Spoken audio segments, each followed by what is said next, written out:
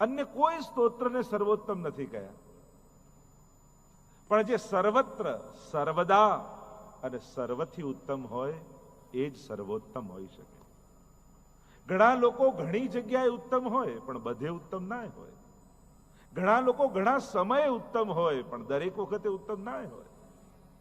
ઘણા લોકો ઉત્તમ હોય પણ સર્વથી ઉત્તમ ના હોય. પણ અમારા શ્રી વલ્લભ સર્વદા સર્વથી અને સર્વત્ર ઉત્તમ છે. એટલે સર્વોત્તમ કોઈ હોય તો એ શ્રી વલ્લભ છે. શ્રી ગુસાઈજી પ્રભુ ચરણે આપણને મહાપ્રભુજીનો પરિચય આપ્યો 3 સ્તોત્ર દ્વારા. સર્વોત્તમ સ્તોત્ર, વલ્લભાષ્ટક અને સપ્તશ્લોકી. સર્વોત્તમ સ્તોત્રમાં શ્રી મહાપ્રભુજીના નામનું વર્ણન, વલ્લભાષ્ટકમાં સ્વરૂપનું વર્ણન અને સપ્તશ્લોકીમાં ગુણનું વર્ણન કર્યું. અને આ 3 સ્તોત્ર દ્વારા શ્રી ગુસાઈજીએ શ્રી વલ્લભના સ્વરૂપનો પરિચય આપણને કરાવ્યો.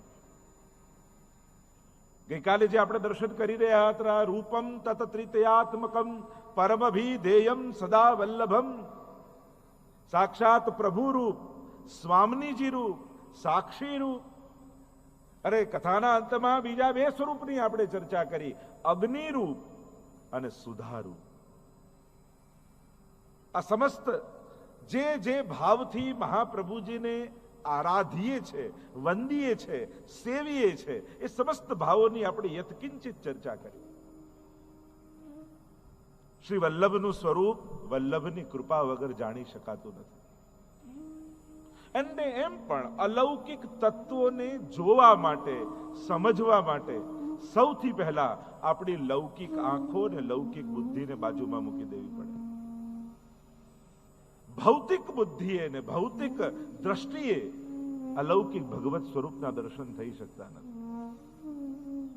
એટલે તો 41 પદમાં પણ નૈન ભર દેખ અબ ભાનુ તનયા. હવે જો યમુનાજીને તમારી આંખે જોવા જાઓ તો એક વહેતું જળ જ દેખાય, નદી જ દેખાય.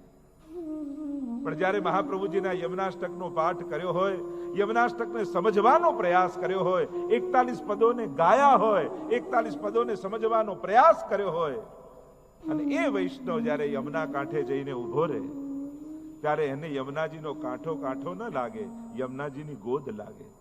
યમુનાજીની લહેરો લહેરો ન લાગે, એ યમુનાજીની ભુજાઓ લાગે. યમુનાજીના જ્યારે મહાપ્રભુજીના નેત્રોથી દર્શન કરો છો ત્યારે જ એના આધિદૈવિક સ્વરૂપના દર્શન થાય છે. આ વ્રજમંડળનું પણ જ્યારે પણ શ્રી વલ્લભની દ્રષ્ટિએ દર્શન કરો, એટલે જ જ્યારે મહાપ્રભુજીની વંદના આપણે કરતા હોઈએ, ગુરુ વંદના, ત્યારે કઈ અજ્ઞાન તિમિરાંધસ્ય જ્ઞાનાંજન શલાકયા.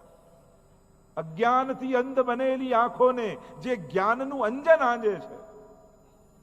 તો જ્ઞાનનું અંજન એટલે શું? કોઈ આપણને કઈ શીખવાડી દે, ભણાવી દે, ગોખાવી દે, એ જ્ઞાન કહેવાય?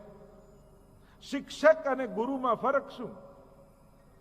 જે બુદ્ધિની ભૂખને સંતોષે એ શિક્ષક, અને જે આત્માની ભૂખને સંતોષે એ ગુરુ છે.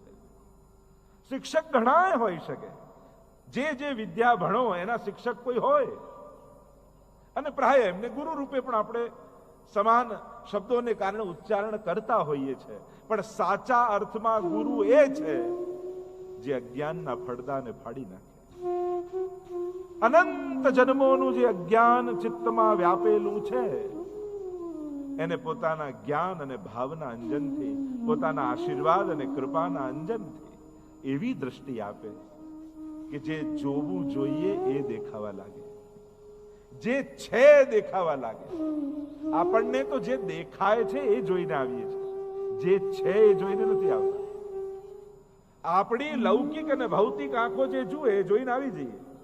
એટલે તમે તો દર્શન કર્યું તમારા આંખોના પ્રદર્શન, તમારી આંખોએ જે પ્રદર્શિત કર્યું એ દેખ્યું. મૂળ રૂપે જે સ્વરૂપે વિરાજે છે એ સ્વરૂપના દર્શન ન થયા ત્યાં સુધી ઝાંખી થઈ પણ દર્શન થયા ન કહેવાય. અને એટલા માટે શ્રી ગુસાઈજી પ્રભુ ચરણ મહાપ્રભુજીને સમજવા માટે આપણી બુદ્ધિ આપણી વાણી કામ ન લાગે, ગુસાઈજી પાસે બેસવું પડે, ગોકુલનાથજી પાસે બેસવું પડે, હરિરાયજી ને અષ્ટ સખા પાસે બેસવું પડે અને પૂછવું પડે श्री वल्लभ कौन है। दमलाजी के पास जाकर बैठना પડે અને એ જ્યારે આપણને પદ્મનાભ દાસજી પાસે જઈને બેસવું પડે। અને આવા અલૌકિક મહાપુરુષોનો, એટલે કે કહેવાનો મારો અર્થ, જે ગ્રંથ લઈને આપણે બેઠા હોઈએ એ ગ્રંથના રચયિતાના ભાવના લેવલ પર ન આવીએ ત્યાં સુધી એ ગ્રંથને પૂરો ન્યાય ન આપી શકાય। એ કયા સ્તર ઉપર બેસીને ગાઈ રહ્યા છે હરિરાયજી, એમના ભાવની કક્ષા શું છે, એમના મુખે જ્યારે વલ્લભ શબ્દ નીકળે છે ત્યારે આંખોમાંથી કેટલા અશ્રુ વહે, એમના મુખમાંથી જ્યારે વલ્લભ શબ્દ નીકળે છે ત્યારે એમના રૂવાડે રૂવાડે કેવો રોમાંચ થાય છે એ આપણને અનુભવાતો નથી। આપણા મુખમાંથી નીકળેલું વલ્લભ અને શ્રી હરિરાયજીના મુખમાંથી નીકળેલા વલ્લભમાં તો ફરક છે। અને એટલે જ જ્યારે પણ અલૌકિક તત્વોને સમજવાનો પ્રયાસ કરવો હોય ત્યારે અલૌકિક મહાપુરુષોના આશ્રય અને એમની વાણી થકી જ દર્શન કરાય। કારણ કે આપણે આકારની ચર્ચા કરી શકીએ, સ્વરૂપનું દર્શન તો એ મહાપુરુષ જ કરાવી શકે। તો સર્વોત્તમ સ્તોત્રમાં નામ, કારણ કે જ્યારે ગુસાઈજી અલ્પાયુના છે, મહાપ્રભુજી લીલામાં પધારી ગયા છે અને હૃદયમાં એવો તાપ થયો ગુસાઈજીને, શ્રી મહાપ્રભુજીના આ અલૌકિક સ્વરૂપને કેમ જાણી શકે। આવ્યા માતૃચરણ પાસે, જગતગુરુ શ્રી વલ્લભના સ્વરૂપને કેમ જાણી શકાય। પિતા રૂપે તો જોયા છે, પણ એ કેવલ દેહના પિતા માત્ર નથી। ત્યારે કહ્યું દમલાજી પાસે જાઓ। દમલાજી પાસે આવીને ગુસાઈજી પૂછે છે અને દમલાજીએ કહ્યું, કારણ કે વાર્તા પ્રસંગમાં તો જ્યારે એવો પ્રસંગ આવે છે કે અડધી ગાદી દાબીને દમલાજી બિરાજતા અને ત્યારે મહાપ્રભુજી આવીને પ્રશ્ન કર્યો કે દમલા तो गुसाई को कहा करके जाने हैं, શું કરીને જાણે છે કે આપના પુત્ર। ત્યારે મહાપ્રભુજીએ કહ્યું મેરો પુત્ર નહીં, મેરો ही स्वरूप है ऐसे जाने, એ મારું જ રૂપ છે। અને ત્યારથી દંડવત કરીને નીચે બેસતા। જ્યારે પ્રશ્ન કર્યો શ્રી વલ્લભના સ્વરૂપને કેમ જાણું, ગુસાઈજીને દમલાજીએ કહ્યું શ્રી વલ્લભ તો આપના હૃદયમાં બિરાજમાન છે, આપે તો કેવલ સ્મરણ કરવાનું। અને શ્રી ગુસાઈજી પ્રભુ ચરણને એવો વિપ્રયોગ પ્રગટ થયો શ્રી વલ્લભના દર્શનનો કે વિપ્રયોગ ધર્મી સ્વરૂપ ચિત્તમાં એ અવસ્થા પહોંચી ગઈ। અને જ્યારે એ અવસ્થા આવે ત્યારે એક જ ક્ષણે સર્વ લીલાઓના દર્શન થવાના।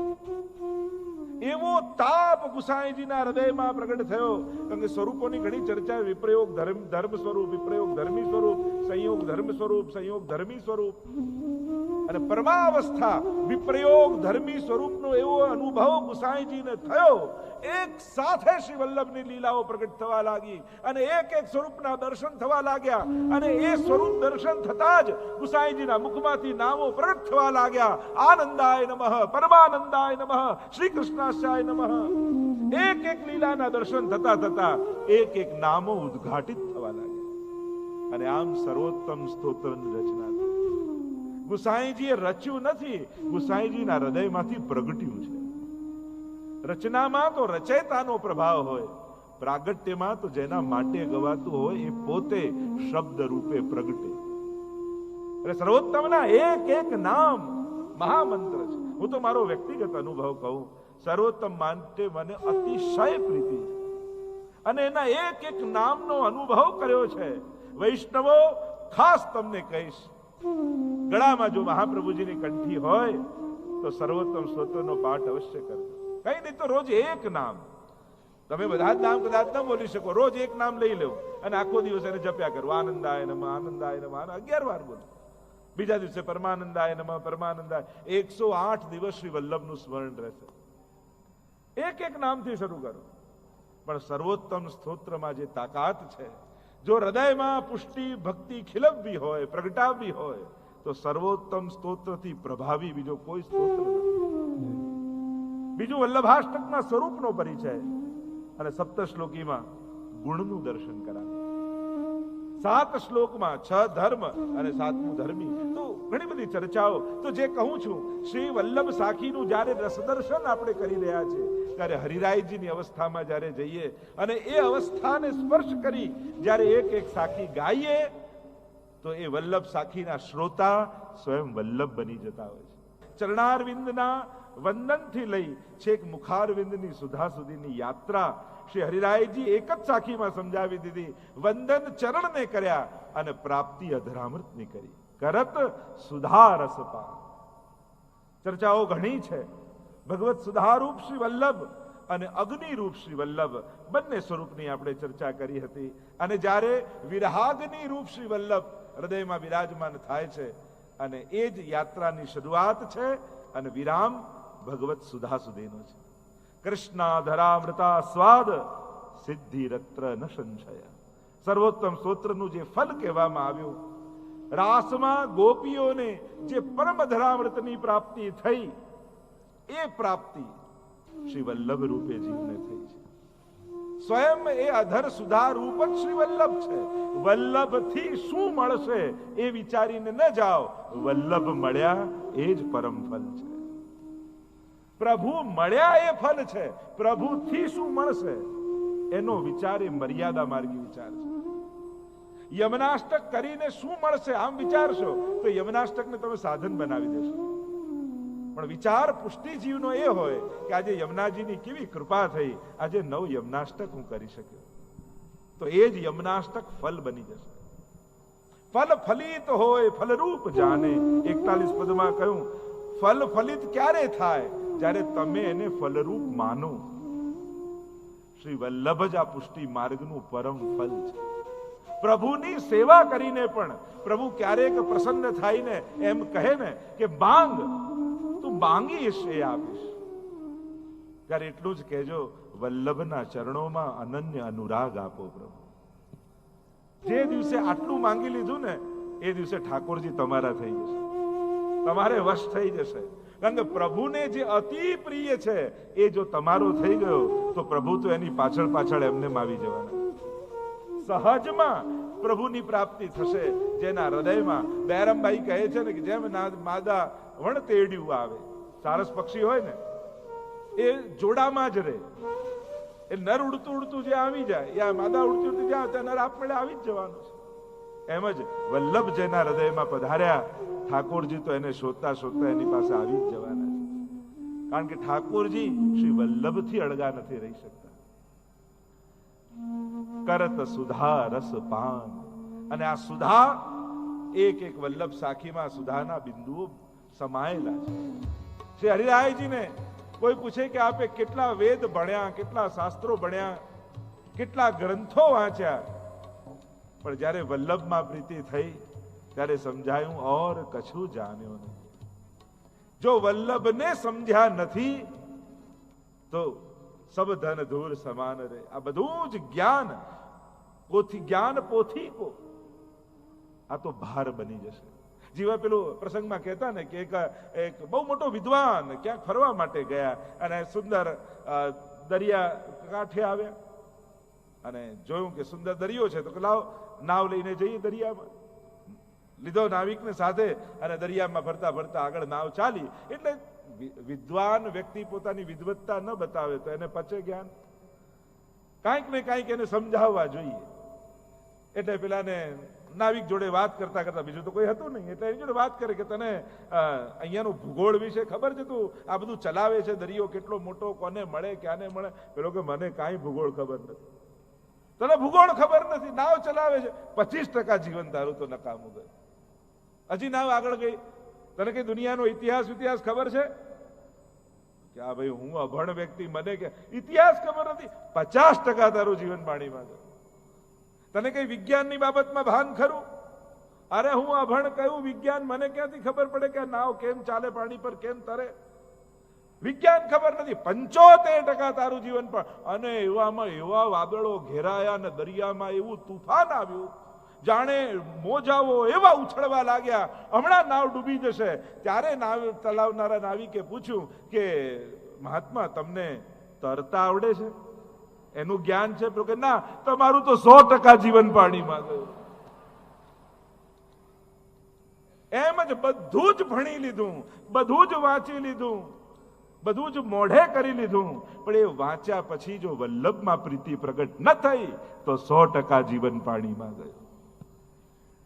બ્રહ્મ સંબંધ લઈ ગળામાં કંઠી ધારણ કરી અને વલ્લભમાં પ્રીતિ ન પ્રગટાવી શક્યા તો આ જીવન તો એડે ગયું. ઓર કછું જાણ્યો નહીં. હરિરાયજી તો પોતાની જાતને સ્પષ્ટ કરી લે છે, વલ્લભ સિવાય હું બીજું કાંઈ જાણતો નથી. ઓર કછું જાણ્યો નહીં બિના શ્રી વલ્લભે. એક વલ્લભને સમજી લીધા. ઉપનિષદમાં પણ એવી કથા આવે છે ને કે ઉદ્દાલક પોતાના બધા વેદ શાસ્ત્રોને ભણીને આવ્યો પિતા પાસે, જ્ઞાનનો અહંકાર લઈને આવ્યો. પિતાએ જોયું કે ભણીને તો આવ્યો છે પણ મદ છે, અહંકાર છે. ત્યારે પ્રશ્ન કર્યો પિતાએ પુત્રને કે બેટા તું બધું જ ભણ્યો, બધા જ શાસ્ત્રો ભણી લીધા, કંઠસ્થ છે, જીવાગ્ર છે, કોઈ બોલી દઉં શ્લોક, તો બેટા એટલું બતાવ કે એવું કઈ તું ભણ્યો કે જે એક વસ્તુ ભણી લેવાથી બધું જ શીખી જવાય. એવું કંઈક જાણ્યું કે જેને જાણવાથી બધું જાણી લેવાય. ત્યારે વિચારમાં પડ્યો, અરે એવું એક વસ્તુ તો કાંઈ નથી શીખ્યો જેનાથી બધું જાણી લો. ત્યારે કહ્યું, જો સામે માટીના ઘડાઓ રંગબેરંગી પડ્યા છે, કોઈ પીળા છે, કોઈ લીલા છે, કોઈ લાલ છે, કોઈ કેસરી છે, પણ માટીને જાણી લે તો બધા ઘડાનું જ્ઞાન થઈ જાય. એમ જેણે ઈશ્વરને જાણી લીધું એને બ્રહ્માંડનું જ્ઞાન થઈ જાય. એમ જ પુષ્ટિ માર્ગમાં જેણે શ્રી વલ્લભને જાણી લીધા એ સર્વજ્ઞ થઈ જાય છે. એને તો પુષ્ટિ માર્ગ સહજમાં ફલિત થઈ જાય છે. આ માર્ગ વાંચીને હૃદયારૂઢ થાય એવો નથી. આ માર્ગ તો આશીર્વાદનો ને કૃપાનો માર્ગ. કૃપા કટાક્ષ નિહારો શ્રી વલ્લભ, કૃપા કટાક્ષ નિહારો મેરી કૃતિ જીન નહીં દેખો અપનો બિરદ વિચારો. એક વલ્લભની કૃપા કટાક્ષ પડી જાય ને એટલે જ એ પુષ્ટિ માર્ગમાં હાથ લાંબો કરીને ઘડી ઘડી માથે હાથ નથી મુકાતા. અહીંયા તો નેત્રોથી આશીર્વાદ છે. ગુરુની દ્રષ્ટિ પડે ને એટલે આશીર્વાદ પહોંચી ગયા. આશીર્વાદ માટે કદાચ એ વ્યક્તિ હાજર ન હોય તોય ચાલે, પણ એ રાજી થાય એવું કામ દુનિયાના કોઈ પણ ખૂણે કરો ને, અને જે કામથી ગુરુ રાજી થયા સમજી લેજો એના આશીર્વાદ આપમેળે તમારા સુધી પહોંચી ગયા. એ વ્યક્તિની હાજરીની પણ જરૂર નથી, એની પ્રસન્નતા મળે. સાનિધ્ય એટલે કોઈ પગ પકડીને બેઠા રહ્યું એવું થોડી છે. બસ એના વિચારો અને એની આજ્ઞામાં જીવવું એ જ એનું સાનિધ્ય છે. તમે જ્યાં પણ હો પણ મહાપ્રભુજીની આજ્ઞામાં જીવો છો ને તો મહાપ્રભુજીના ચરણોમાં જ તમે બેઠા છો, એનાથી દૂર નથી. અને એનાથી ઉલટું કદાચ ચરણે બેઠા હો પણ એકે આજ્ઞા ન પાળતા હો તો મહાપ્રભુજીથી બહુ દૂર હો. આપણને નજીક જતા આવડે છે, નિકટ પહોંચતા નથી આવડતું. 10 જણાને ધક્કો મારી દર્શનમાં નજીક જતા રહેવાય પણ નિકટ ન જવાય. નિકટ જવા માટે તો બધાને આગળ કરી પાછળ ઉભા રહેતા શીખવું પડે, બીજાને લાભ આપતા શીખવું પડે, બીજાને પ્રસાદ વાંટતા શીખવું પડે, ત્યારે એની નિકટ પહોંચાય છે. નજીક જવાના અને નિકટ જવાના ગણિત બહુ જુદા છે, એના રસ્તા કંઈક બહુ જુદા છે. ઓર કછું જાણ્યો નહીં બિના શ્રી વલ્લભે. વલ્લભ જો આપણે ત્યાં મહાપ્રભુજીના ચરણારવિંદના ચિહ્નોનો ભાવ બતાવવામાં આવે છે. એમાં એક કમળનું ચિહ્ન છે મહાપ્રભુજીના ચરણમાં, અને ત્યાં ભાવનામાં એ બતાવ્યું કે જેમ ભગવાનના નાભીમાંથી કમળ, કમળમાંથી બ્રહ્માજી અને બ્રહ્માજી આખું સૃષ્ટિનું સર્જન કર્યું, એમ શ્રી મહાપ્રભુજીના ચરણારવિંદમાં જે કમળનું ચિહ્ન છે એમાંથી જ સમગ્ર પુષ્ટિ સૃષ્ટિનું સર્જન થયું છે. વિધના શ્રી યમુનાજીના હાથમાં કમળનું ફૂલ અને એ જ પુષ્ટિ માર્ગનું મૂળ એમ કહ્યું. આ યમુનાજીના હાથમાં કમળનું ફૂલ છે, છડી લઈને છે. એ શેના માટેની છડી છે? એ છડી નથી, એ સંકેત છે, એ ઈશારો છે. અને ઈશારો શેનો છે કે યમુનાજી હાથમાં કમળની છડી લઈને સંકેત સમગ્ર પુષ્ટિ સૃષ્ટિને કરે છે કે આ કમળ જેના ચરણમાં છે એ વલ્લભના ચરણ પકડીશ તો સમગ્ર પુષ્ટિ માર્ગ તને ફલિત થઈ જશે. આ ભાવ આપણે ત્યાં છે. આ તો સમય અભાવ છે, નહીં તો મહાપ્રભુજીના ચરણમાં બિરાજતા બધા એક એક ચરણના ચિહ્નોનું જો આપણે જો વિસ્તાર કરીએ તો આખી કથા એના પર થઈ જાય. પછી 7 દિવસે ઓછા પડે. એક એક ચિહ્નોનો જે ભાવ કમળ ધ્વજ પતાક વજ્ર પતાકા આદિ આદિ અને સુખદવલ્લી સોહે એક એક ચિહ્નોનો કેવો ભાવ આપણે ત્યાં બતાવે છે. એટલે જ્યારે કહેવામાં આવે ને કે ચરણોનું સ્મરણ કરો, ચરણારવિંદનું સ્મરણ કરો. જો ચરણારવિંદ ના દર્શન સૌથી પહેલા તો દર્શનમાં સૌથી પહેલા નખચંદ્ર ના દર્શન કરાય. ઠાકોરજીના પણ કરતા નખચંદ્ર. અને નખચંદ્ર 10 પ્રકારની ભક્તિનું દાન કરે છે. ભગવત દર્શન એ સાધારણ નથી. ઘણી વાર લોકો એમ કે આ મંદિરે જઈને શું કઈ નહીં તથા કોઈના દર્શન જ કરવા. દર્શન કોઈ સાધારણ વસ્તુ છે? મોટા મોટા દેવતાઓને નથી થતા ને આપણને થાય એનાથી પરમ સૌભાગ્યની વાત છે. કેટલી વાર સામે ઉભા રહ્યા એ મહત્વનું નથી, સન્મુખ થયા એ બહુ મોટી વાત છે. એની હું તો ઘણી વાર કહું ને કે 10 મિનિટ ઉભા રહો. આપણને જ્યારે એ દેખાશે એ આપણને જોઈ રહ્યો છે એવા ભાવે ઉભા રહો. એની નજર પડશે ને તો એ બધા દુર્ભાગ્યો ટળી જશે. નખચંદ્ર 10 પ્રકારની ભક્તિ છે. એટલે સુરદાસજીના શબ્દોમાં કહું, શ્રી વલ્લભ નખચંદ્ર છટા બિન સબ જગમાં જ અંધેરો ઓર કછું જાણ્યો નહીં. એમને તો બધે અંધકાર દેખાય છે, પ્રકાશ એક જ જગ્યાએથી આવી રહ્યો છે. ક્યાંથી? વલ્લભના નખચંદ્રમાં.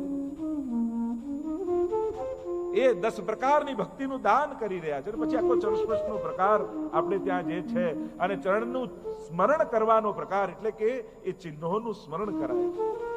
આખો એનો પ્રકાર છે ચરણના સ્મરણ કરવા. ઓર કછું જાણ્યો નહીં બિના શ્રી વલ્લભ એક, કેમ કર ગહી છાંડે નહીં જિનકી એસી ટેક.